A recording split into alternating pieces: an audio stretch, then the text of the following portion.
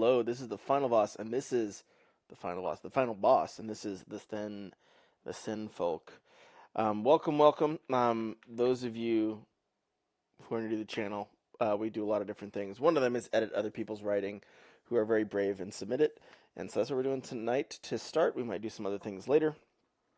And so if that's learning writing and writing craft is interesting to you, of course, make sure that you're subscribed and following because people have mentioned that. They're always like, oh yeah, I forgot. I need to subscribe. And so don't do that.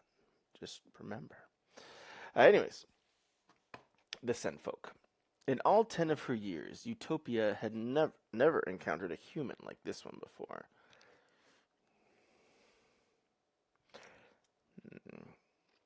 The blond man strode across the sandy coast, passing mere feet from her.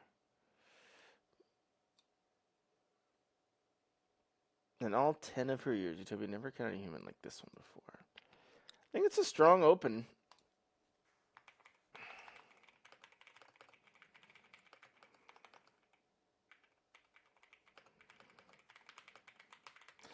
Yeah, I think a lot of it is the things that are working is it's establishing a character and a unique situation, right? Something out of the ordinary is happening. It's a good place to start, is in the out of the ordinary in your writing. Um, some of the wording is like a little, like mere feet seems kind of, just like kind of a different word choice than I would lean towards, but I don't think that's a huge thing to fuss about. The blond man strode across the sandy coast, passing mere feet from her. Sunlight brushed gold streaks through his short hair. He paid no mind to her gray eyes, dissecting him like a newly discovered species. Curiosity consumed Utopia. She forgot everything except the stranger in her midst.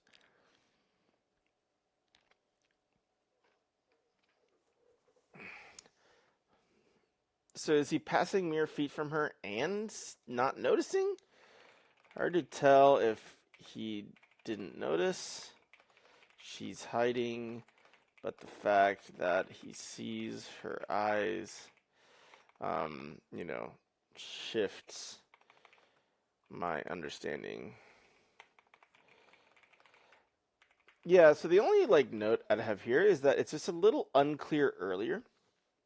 And one of the issues, if you're not super clear what's going on in the scene, all right, that's about as wide as it's gonna get. So I'm gonna need to get this thing and smush it. There we go. Haha. Done. Smushed. Correctly smushed. All right. But yeah, if you change the implied meaning of a paragraph halfway through, when he's passing feet from her and there's no kind of comment on their interaction, that makes me think that she's in hiding looking out at this kind of strange person. Paid no mind to her great eyes dissecting him. Either is she still hiding, does she notice her husband was he fascinated because he had helped them, not in any major way, mind you. All he did was glare until the other two humans harassed him to piss off. But it was enough to scare them away. Ordinary no human would so much as smile at one of the Sen Folk. So to Utopia never expected one to be involved. Her mentor, Malja, was busy picking up supplies knocked over by the two human bullies. She couldn't help. So yeah, I mean, I like that it's starting me in Media Res, it's starting me in a fantasy world. It sounds like these kind of Sen Folk are sort of like Hobbit-like, and this is what I'm gathering so far. Sort of Hobbit-like entities, kind of the afterthought of the society. Yeah. But she couldn't move to help Magic, because the Lawman's presence was too powerful. He was a magnet demanding her attention. It was her first and last time seeing him. She wanted to make the most of if this was the first and last time seeing him. The only thing I'm kind of feeling is it's I guess it's a very young character, but the level of oh my gosh, I need to see this person. In my mind, I'm I don't resonate with what that character's experiencing. I think why helping them means so much to her is I think a point to think about making, because it doesn't feel like it's like, oh yeah, like he kind of just told some guys to. I mean, it seems like this character understands that that's not a very big gesture. So why does even that gesture stand out as so significant, except to this particular character, not just in general? Um,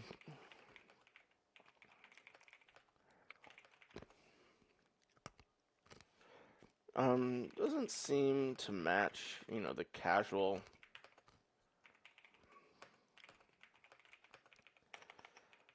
What about Utopia?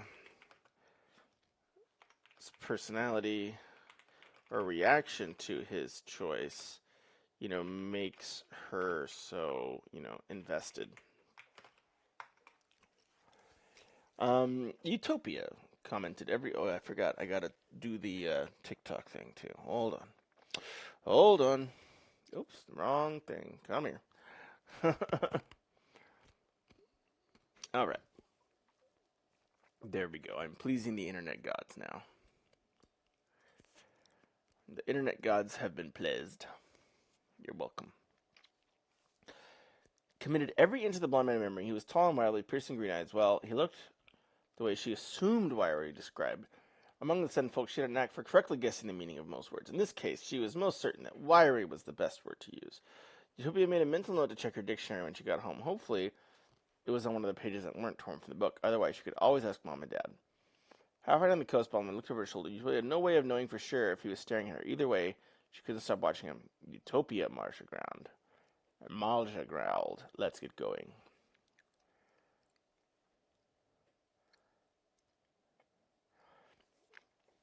So this kind of digression is fine because hey, what's up?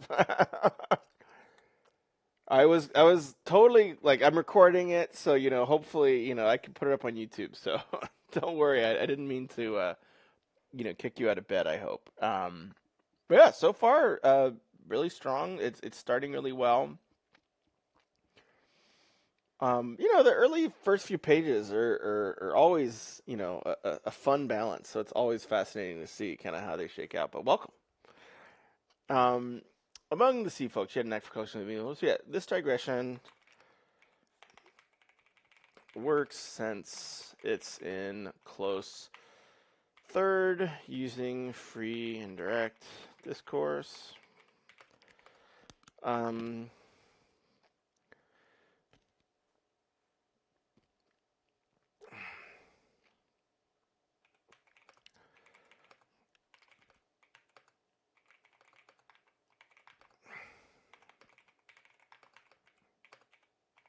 Yeah, so I think I actually just got back to my computer. All right, well, good. Don't stay up crazy late on my behalf. But yeah, so I think the things that I'm noticing here is like the writing is really strong, the paragraph structure is really strong, the kind of the details you're highlighting are working. The one thing I will flag early is that there's pretty light conflict, early on. Like right now, we're mostly getting exposition, right? Like where she's observing this person. Initially, we thought she was kind of doing it on the sly. It seems like this person's aware that this Sen Folk is watching her or watching him. But yeah, like I kind of want to see. I like that she kind of seems to have this non-typical fascination with this person that was helpful. The ways to add conflict to that though is to add some elements of is maybe this fascination forbidden in her culture? Like, is it going to get frowned upon that she's like obsessed with this person? Those types of things, like even hints of a character venturing into the forbidden, venturing into conflict, is more than enough at this phase. But I think I would at least try to think about, hey, where might be opportunities to add some of those hints of, you know, darkness, conflict, uncertainty, and so forth. Bauman looked over his shoulder. If you had no way of knowing for sure if he was staring at her, did he not? Either way, she couldn't stop watching him. Utopia, Malja ground. Growled. Wow. Let's get going, she sighed and nodded. Her anger wasn't for her, rather it was for the two men who were mean to them both, even though they'd never met. Get out of here, you filthy monsters, one of the men said. We don't want your wares. Sell them elsewhere. The herbivores didn't make much sense. The villagers said that because sentients, or Sen Folk for short, were part human, part beast, they were unwelcome among the humans. If this was true, their species were related, shouldn't they get along? Okay, so cool. I like that we're getting the exposition through the character's perspective. So, like, good job bringing some of this information in through the character's perspective.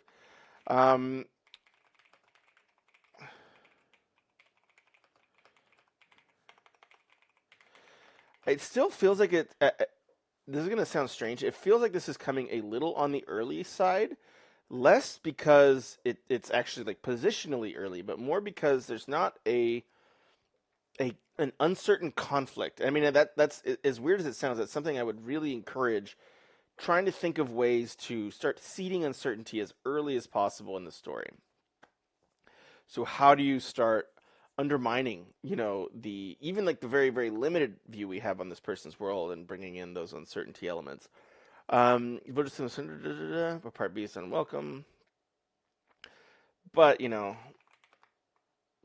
consider, pushing to also establish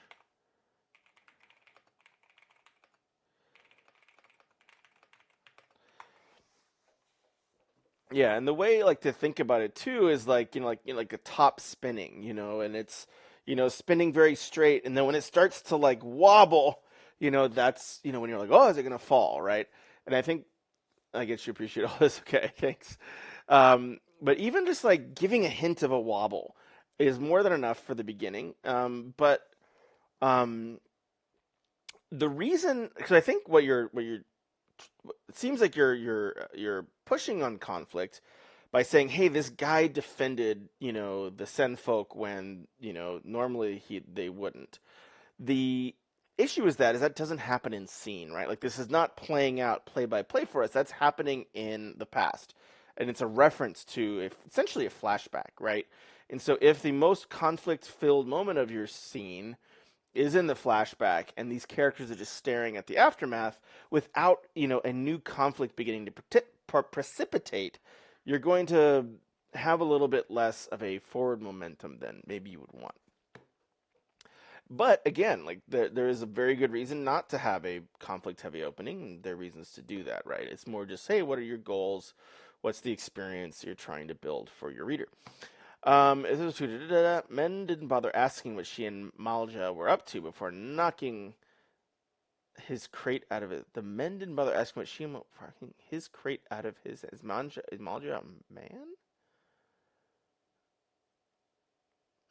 If they had, the bullies would have discovered they were picking up items that one of their village shop ordered, not selling any. Okay. So I think this is also getting to be a little bit expository, right? Like we're on page 2, and we're still looking back at the previous event. I think at this point, unless there's something really significant in the previous event, like to some degree, for at least the context as I'm aware of it, the things that I need to know to have an understanding of the scene are the fact that these, Sen folk were picked on, and it was then this person defended them. The details of why are, I think, a little bit less significant in my mind to at least getting to the next kind of phase. So this seems like more detail than is strictly.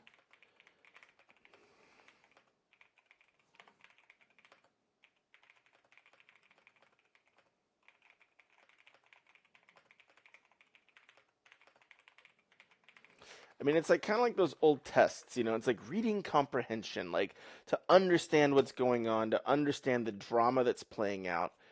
Is this necessary for comprehension? And my sense is that you've already done a very good job of kind of setting up a scene and the environment, and so I don't know if these extra sort of flashbacks in some respect are going to be beneficial in terms of, because especially it'll like slow your pace down on page 2 pretty heavily, and so unless there's like a really, really good reason to do that, I would keep your eyes on it. In her opinion, understanding bullying made no sense for reasons that had nothing to do with age. Most humans went out of their way to mistreat her people at every opportunity. They were polite and stayed out of the way. You're gonna hate the next paragraph, lol. Yeah, it's all good. Well, most Sen Folk were. There were a handful of exceptions in history's tones, and their scholars were charged with keeping safe. Again, similar thing. It's valuable, but it's I think it's actually very valuable. Like we need this information, but not yet.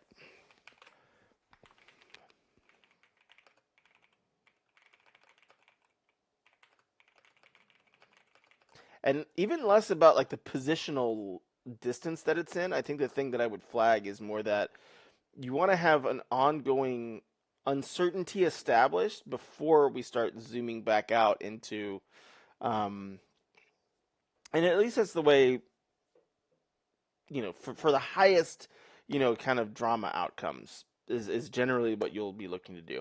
Again, a lot of reasons to ignore those norms, but they also can help, and so they're kind of normative practices for a reason, right? In development in the world, we need an uncertainty, conflict, or even a hint of a wobble in the world's stability before this. Important was to be kind of respectful, but if that was true, why were humans so mean? Sen Folk displayed good manners. Humans had different social rules in their culture. Maybe that was why. I should ask Malja about it later. Utopia yet out a yelp when Malja tapped her on the shoulder. She was too lost in her thoughts to notice him. Oh, sorry. She glanced from her mentor to the unusual human and frowned. He was only a speck in the distance now. What you dawdling for? Malja says. We've got supplies to deliver. I don't know. I guess they're Irish. Sorry, she said again, staring after him. Yeah, feel free to just laugh at my voices, but part of the fun of reading is doing voices. She pulled the straps of her heavy rucksack. So, again, this is another, I think, missed opportunity in some respects, right? Like, because what is essentially recapping what we already know, right? Where he's like, "What's she dawdling for?" We know she's dawdling because she's fascinated at this kind person. And then she just says, "Oh, sorry," and just ignores it. Ignores it, and he's kind of okay with it's unexpected but welcome. I appreciate that. I appreciate that. But yeah, this is a missed opportunity. What about a deception? A lie. So that's kind of what I'm very curious about. Is again, if you say, hey, I actually kind of maybe do want to add additional conflict, make sure this is driving a little bit more into uncertainty sooner. Those are great questions. Like, what if Malja was like, "Oi, what you looking at after that Hume for? Like, don't you be paying attention to that human?" And then she goes, "Oh no, I wasn't. I was looking at this." And he's like, "Oh yeah, then why'd you follow out half the way across the beach?" And then she'll be like, "Well, I had to pick up the boxes," and then she'll like push past him and go to town. Like those are the types of things where even if they're like kind of a little bit artificial, just certain, like thinking about what are those like, as weird as it sounds, what are those sins? Is it lying? Is it hiding something? Is it this amazing counters? I think Hume is from some other sci-fi fantasy story, so like, make sure that it's make sure that it's not like under not NDA, but under copyright or something. She pulled the straps from her upset. A breeze blew long, silky strands of her hair against her cheek. She grimaced. So I'm still not really super certain about the kind of the like what these characters look like. Like I know what the human was looked like. He was described as wiry and all these things. The Sen Folk, I know in the general sense they seem to be animal-human hybrid. Um, but beyond that, I don't know if like Malja is like a lion human hybrid that walks on 2 feet. I don't know if Utopia is the similar type or if Utopia is a, bear human hybrid that walks on or walks on 4 legs. I don't know. And so those are like little hints and cues that would be pretty wise to give early on in terms of like, let's say let's say Utopia is a four-legged, walks on four legs. Like just saying like, hey, like her forepaws went through the soft sand. Okay, if this thing has four paws, it walks on four legs. Like those types of simple cues can help us quite a bit. And I am, at least at this point, starting to find myself asking, like, what are these things made of? Like, what do they look like? Because apparently she has breeze and the hair that can breeze.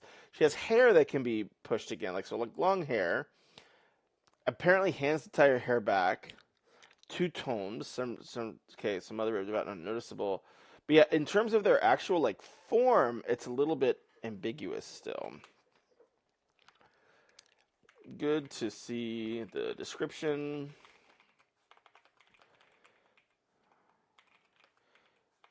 Hair. But I'm still not, 100% certain of the, form these creatures take, since it's been established that they're... And that's like another risk of giving exposition early, is like, if you say, hey, Sen Folk, I'll kind of just picture them as humanoid. But then once you say, they're animal-human hybrids, then my brain is going to be like, well, what kind? Like, is it a four-legged sort of semi-sentient, bear? Like what are we talking here?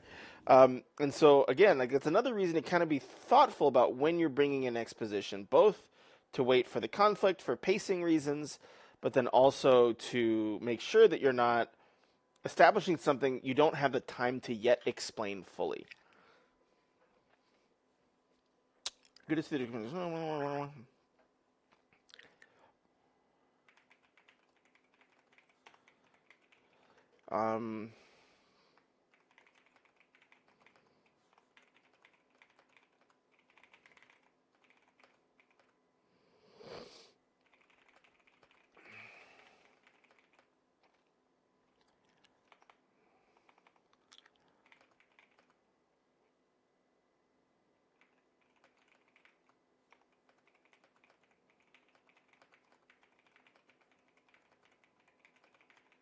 Yeah, I mean, and maybe it's like even in that part where she introduces the fact that they're kind of animal-human hybrids.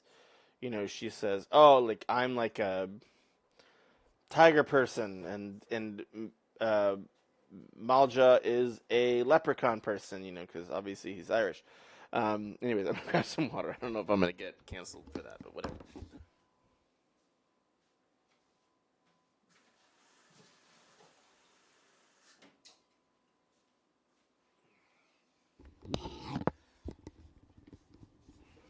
All right. All right. So you've done well today, Malja said over her shoulder. Utopia smiled up at him, brimming with pride. Her mentor smiled back, then returned. So again, this is kind of like a kind of a simplistic cue, but if you see people smiling at each other, having a conversation, then there is a bit of a concerning absence of conflict, like and goal, right? Like so initially this character had a goal. She wanted to see this person on the beach, but she didn't do much to pursue that goal. She just let the person, the blonde haired person, walk away. Um, so seems like the goal drive this character had is a little is lessening. And focus, right? Which is, I think, okay. But return to the task. I'm going to go a little faster. I won't be as nitpicky, and hopefully we'll get to a little bit of another part. His broad shoulders and solid frame reminded her that she was safe with him. So he has shoulders. Not even a couple of rube humans could change that. Malja was tall, like mysterious blonde human who passed them on the docks. However, he was slim in a way that didn't seem out of place with his wide shoulders, but his face was rough. His colored skin was littered with marks and scars. She yearned to know the war stories behind how he got them. Again, we are spending a lot of time in backstory without... And so that's like the thing, is like... This is a very strange literary reference, but one of the best uses of flashbacks I've ever seen, ever, is in Count of Monte Cristo. It's when this girl is betrothed to someone this grandpa reviles, like he's one of the evil blah blah blah. And so this grandpa, who's growing weaker and weaker, um, finds a way to communicate the fact that he had, murdered this person's, parent or grandparent, in the past. And so all the stakes of the information that's coming to light in those flashbacks come down to this wedding that this grandpa wants to destroy. And so the reason that flashback works so well is because every new piece of data is affecting the current scene. It's affecting this very high stakes marriage outcome in that story. I would literally say, like, it's worth reading just for literally that use of flashback, because I remember, I was doing a thing on audiobook, and I just remember sitting in my car and being like, oh wow, this is what you're supposed to do. Got it. Like, I've been doing it wrong. But it was, or at least in that case, but very helpful. Like, knowing that, hey, the exposition needs to weigh in. It needs to be relevant. How does the weigh in with relevance into the current scene? Also, like, feel free to be like, Jeff, move on, talk about other things, because I am, I have been known to beat a dead horse in terms of reiterating things. He looked funny, but not to her. That wasn't utopia. She liked watching and learning all she could about other people. Their differences excited her. If everyone looked the same, wouldn't they be boring? Not to mention.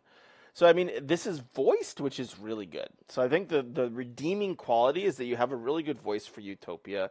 Very curious, very bubbly. And that's, I think keeping the story flowing quite well.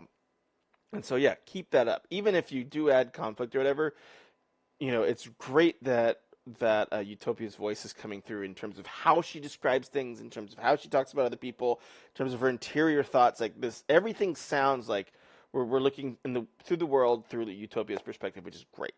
Utopia's voice is great and clear. Keep this, going in future. I sense.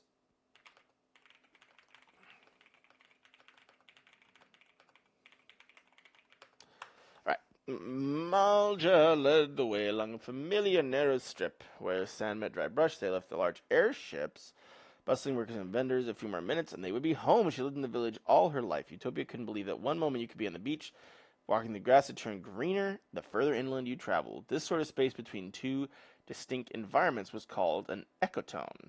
She learned this from the books that kindly old Sen Folk scholar allowed her to look through when business in the booth was slow. Mal, her raspy voice. I would not have expected Utopia's voice to be raspy.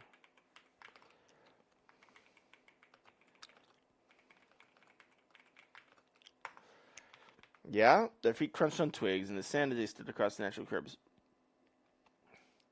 So I'll tell you what I'm hoping is that Utopia starts to ask things that are not culturally okay, right? Like, she trusts Mal. She should be starting to say, like, oh, like, why don't we fight those guys that bullied us? Why are we polite? Like, anything like that to sort of, because a lot of a novel is poking holes in the way society works. Like, much of, novel writing is, taking a lens at society, and having a character starting to do that, even explicitly early on, can give a good sense of, hey, what's broken in this society, what are the ways the characters are kind of encountering it, and so forth. Okay. When do you think we won't have to do this anymore? She said. Do what, kiddo? His almond eyes darted in her direction, attention split between negotiating their path and the conversation. He didn't stumble or slow, tripped them more times than he could count.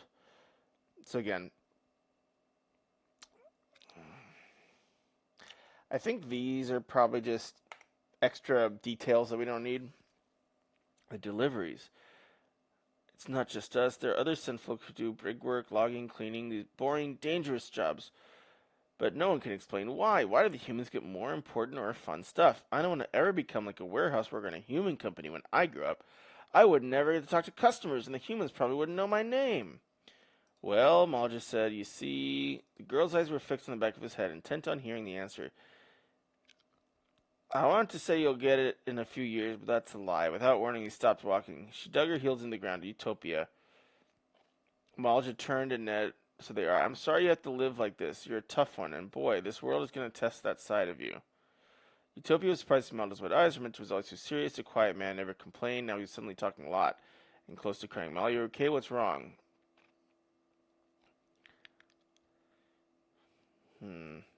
So it's good that we're seeing. So I think so. So what are the things that are working? I think we're good. It's good to see the price of kind of the society's behaviors on these characters. The emotional.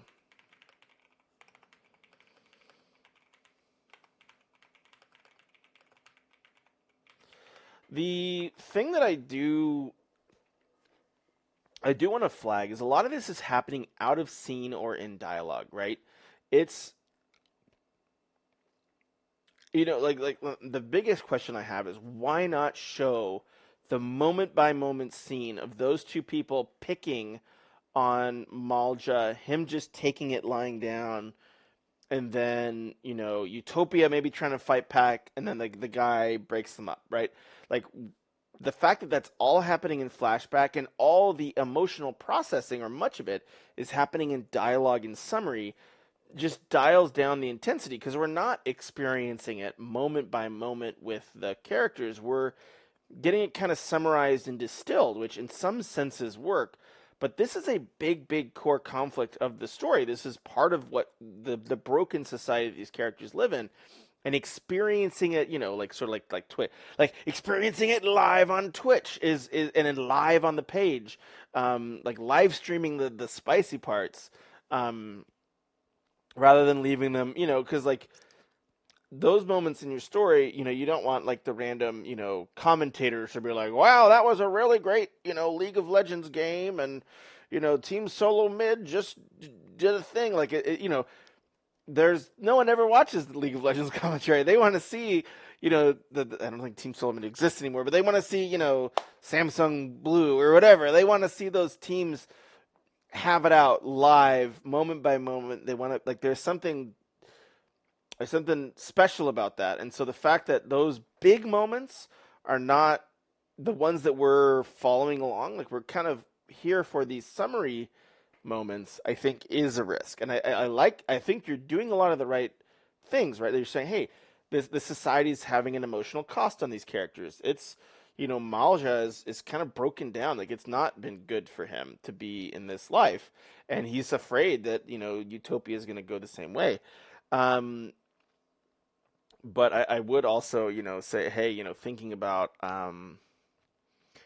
comparison to society and these characters, but how do we show this live in the scene as opposed to in summary? Yeah, and the lens is a really good metaphor, because I will say that I think this is one of the things that is tricky for all writers, and myself included, is novel writing is much more akin to film writing than it ever has been before. Largely because, film took a lot of cues from like previous novels in terms of scene structure and things like that. But largely, a lot of the, because we absorb stories through scene and film more often now, the readers respond to that. And so, thinking of, your scenes as like little legit movie scenes with cuts that just go straight to the next one, that's much more doable now, whereas in like a Victorian era novel, before that stuff existed, you'd have like a few pages of transition to say, okay, we're no longer here, we're over here, and the years have passed, and yada, yada, yada.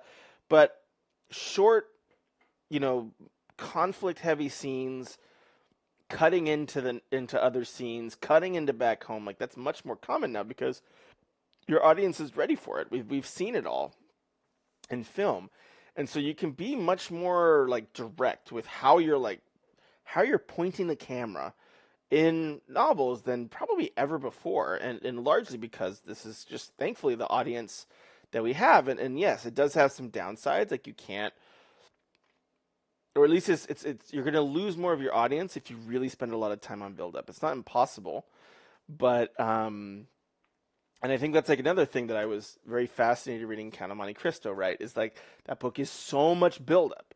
If it wasn't a classic, it would have probably quite a bit of difficulty getting away with that today. But because it was a different audience back then who had different preferences, he could do that. And of course, he paid it off excellently, and it's worth it. But the patience an audience has with build up is just different now. There's an argument to be made whether it's better or worse, but qualitatively, hard to say. Quantitatively, it just is different.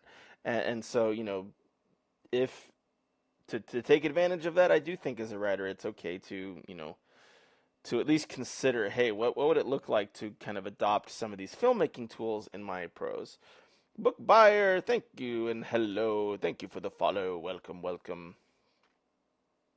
Keep buying books. You're supporting wonderful writers, and we appreciate you.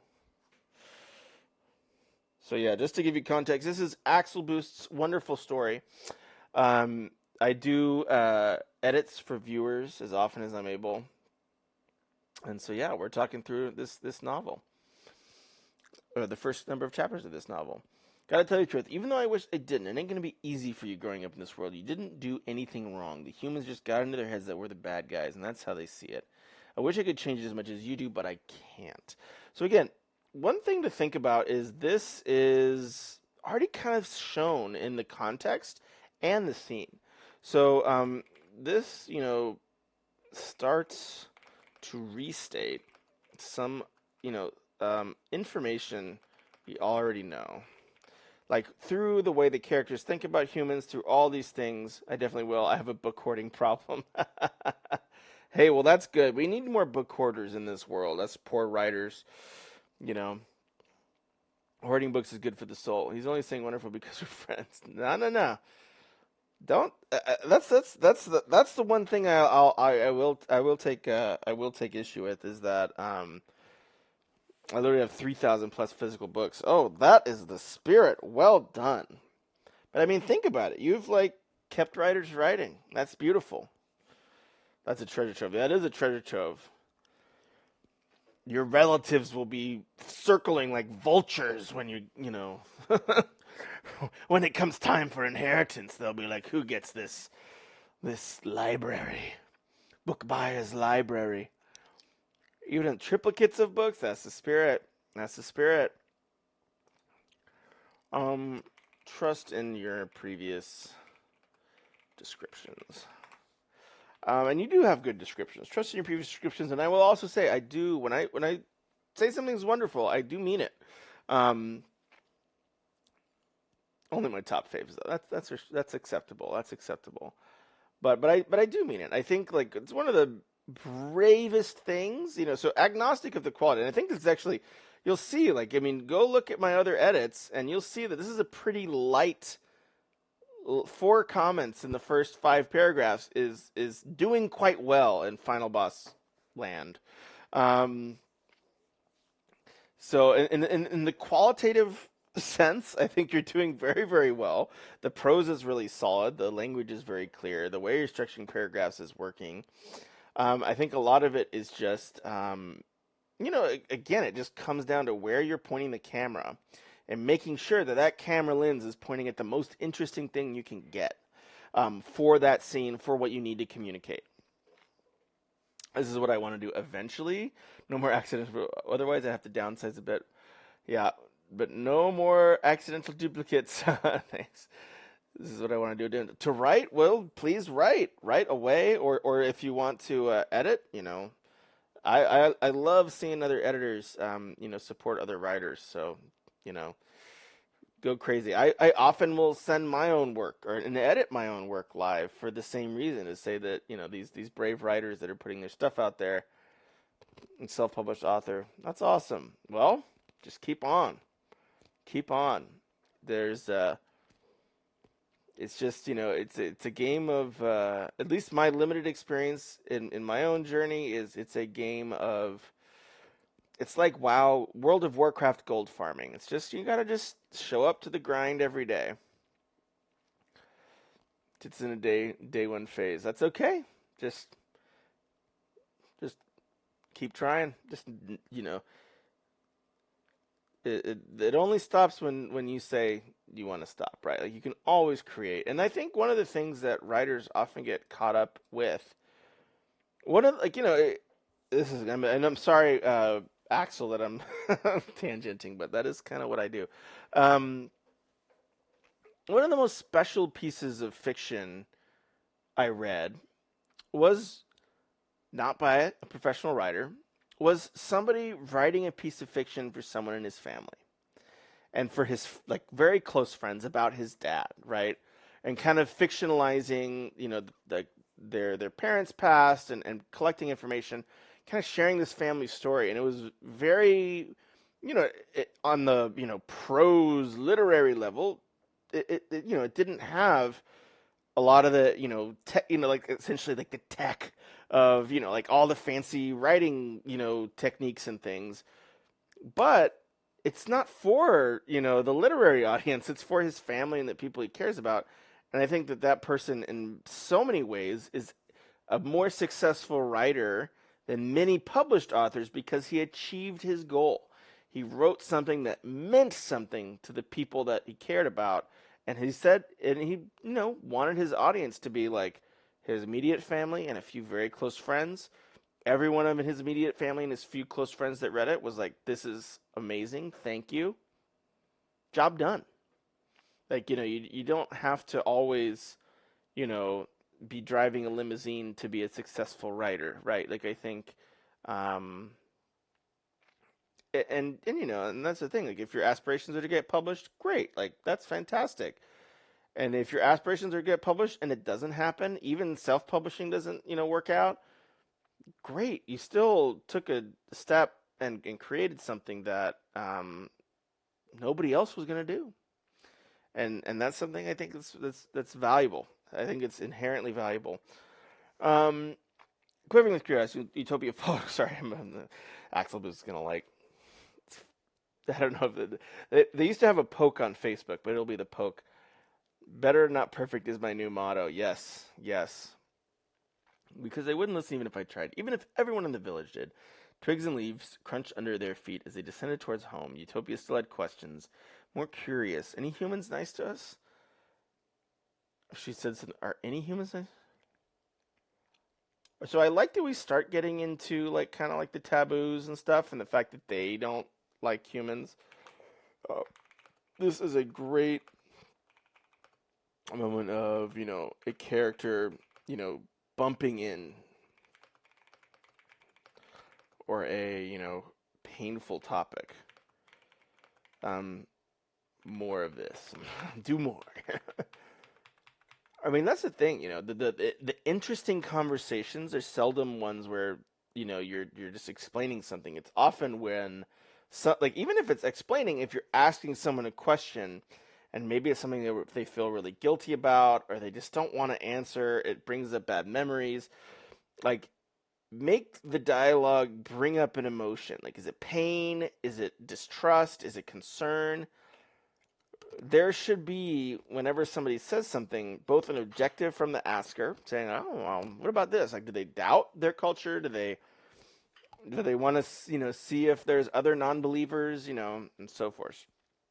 Are the humans nice to us? Come to think of it, Maja had never given this much thought. Okay, so we're doing a point of view jump. Nice. They spent years being treated like the scum of the earth. This taught him to not look for kindness in any humans, and to be at most be grateful for being overlooked. Doing otherwise typically led to finding yourself on the receiving end of vicious abuse and hateful words. That kind of feels like like inverted almost. Like I would say hateful words and vicious abuse because it like escalates rather than like vicious beatings and mean things that people say. In some senses, like I do know that words can often be much more damaging than abuse, but um, for the general denotation, I would just like that. Write for yourself to me has always been the shorthand for the audience. You want to write, you want to read the story. Yes, yes, and that's the thing. It's. I'll give you an example. I've spent hours, like hundreds of hours, on this game World Seekers. I've spent, probably more money than I care to admit on getting this thing built. And there's a very, very good likelihood, like a 19 out of 20 likelihood that the game's not going to go anywhere. It's not going to do anything. It might, you know, mean something to a few people, but then it's just going to be another game on the App Store. And to some degree, if it's a product that you're proud of, and I am very proud of what I made with World Seekers, then it's okay. Obviously, if somebody, if a publisher, I'm still talking to publishers, and hopefully that game will find its own life. But if it doesn't, I'm still very proud of what we built. And I think that's similar with writing, is just saying, hey, I'm proud of what I built. And even with the distributor, like my novel that's coming out in hardcover soon, and then, it already has the ebook and audio out. Similar thing where it's just, hey, I'm, coming to terms with, like, yeah, it still has flaws, it still has issues, things that I'm not happy with, but overall, for what it is, I'm happy with it. And just getting to that is a very satisfying thing, and it's a nice place to put something to rest. And I know for some of us, it's very difficult to ever reach that, even if you've been like, polishing something for eons. But it's worth it to keep pushing. I'd never met a human who's nice, my mother said, giving Utopia the closest thing he could to an answer, lest they wanted something from me. Oh, she said, not understanding the reasons for being unkind. She didn't speak again. Catching a glimpse of the distance. So again, we're kind of mind hopping a little bit. This is one of the prose things I would flag, is like, be careful. I mean, I can see that this is, Maja seeing that she's not getting it. I would show what she's doing. Like, she said, scratching her chin in confusion. Hey, Dr. Clark! Welcome. How goes it? Long time no see. Hope you are well. I gotta do more edits, man. I will say, this is like the last thing I have in my editing queue, so I think I might have one more thing. Maybe I should just do another edit after this.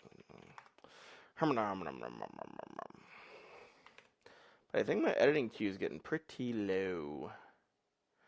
So, for those of you who are feeling brave, yeah, the only thing that I got is a game someone sent me. I got a lot of games. It's funny. People send more games for editing.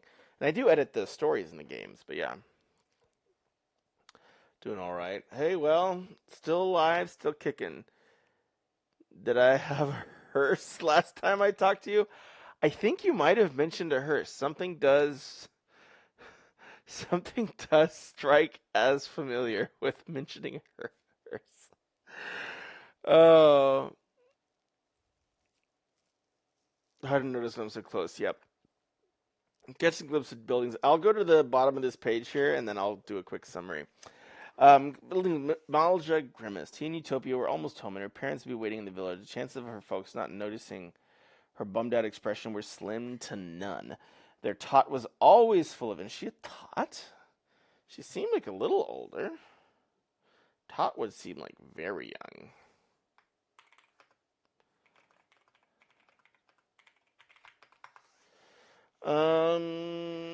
Like a tiny tot or something. Either working a puzzle in her head or thinking something out loud. Malja hated knowing that he had saddened their sweet daughter with the truth, but what choice did he have? He needed to speak with them in private, the first chance he got, to get ahead of this mess. Her questions were sure to continue and would likely grow more complex with age. In fact, time was ticking till the day she asked for more than a surface level details about the hybrid wars. She's like, no, he's exaggerating because he's known her since birth. Ah, I got it. Yeah, the '83 Cadillac I got for $900 on FB Marketplace. Well, when my time comes, if your hearse picks me up, that's fine. Just plant me somewhere with some trees. Do you get some strange looks driving around a hearse? I imagine you might. I imagine you might. I know I would be like, huh, that's just a person in a hearse. All right, I respect it. Hybrid wars were a conflict between humans and Sen Folk that were so complicated and violent, no child ought to hear the details. Plant him? He's a pimpkin? Yeah, true. It's not fixed up yet, sadly. Okay, well, when it's drivable, you know, if all of a sudden the streams stop, the writing and editing and game stuff streams all suddenly end, I'll be needing a ride somewhere. See, that's the thing. I'm a writer. I'm very, very macabre sometimes. Malja didn't feel prepared for attacking them, but that cough, I'm probably toast. Anyways, I've got the consumption. And then again, having the girl along for supply terms was no trouble. Well, at first it wasn't. Her folks explained to him that it would be good for her to exercise muscles other than the one in her head. Back then, sure, that was an idea he could get behind, but this whole parenthood or student-teacher dynamic, heck no, not his thing. Someone with this past should have no place being an innocent Sprouts role model. Okay, I like that. I like this emotion coming in. Like that we're bringing in his self-image and, shame. I think that leads to a lot of interesting drama. So I would just lean into this sooner and further as well. So yeah, overall, what are my thoughts? Should I write them in? I've kind of overstated them a million times already, so I don't want to bore you too much. But I will say, yeah, biggest thing that I would just take an extra look at is pacing. How much summary versus how much scene, active, dynamic things happening moment by moment, and using evocative language to make us feel like we're in a movie, like we're watching something play out. I think that's probably the biggest thing I would just dive in, because I think there is an argument to be made for a softer start like this and saying, hey, look, I want to use more summary. I want to have it be a little bit more pulled back, a little bit of a gentler move into the story. But again, you have to know the trade-offs, right? You're going to have a higher chance of losing readers, or us ADHD TikTok people who want to get something happening ASAP. It's essentially just like a percentile function, right? There's going to be a varying percentile of people who will, continue to engage through that. I like the characters. I think the voices of the characters are really distinct and unique. I think he did a really good job evoking these characters in these worlds. I would give a little bit more detail about what defines a hybrid versus a human. I think if you even asked me now, I could maybe say that, oh, hey, the hybrids seem to have some sort of animal DNA, but it doesn't seem to affect their physical nature very much. Malja, is described as having shoulders and standing upright, and so those don't really seem super hybrid in that respect. I like that you have a backdrop of war, that you have this kind of dark story behind, and so I think you have a lot of really, really good pieces, and so I'm really excited to see how it continues to evolve. But thank you so much for sharing this with me. I know that is probably stressful. I hope when I do say that it's amazing to build a world, to build these things, and I think you should take a lot of pride in that. Every project, even my novel that's literally published, still has issues, still has things where I read it and I'm like, oh, I should have, I can tell you I used too much description, I used too much, blah, blah, blah. But it's just about, okay, how do I make the next one a little bit better? But yeah, overall, great job. I think you have a really good foundation here, and thank you for sharing. I will And for anybody who watches this VOD on YouTube, do all the like, subscribe things.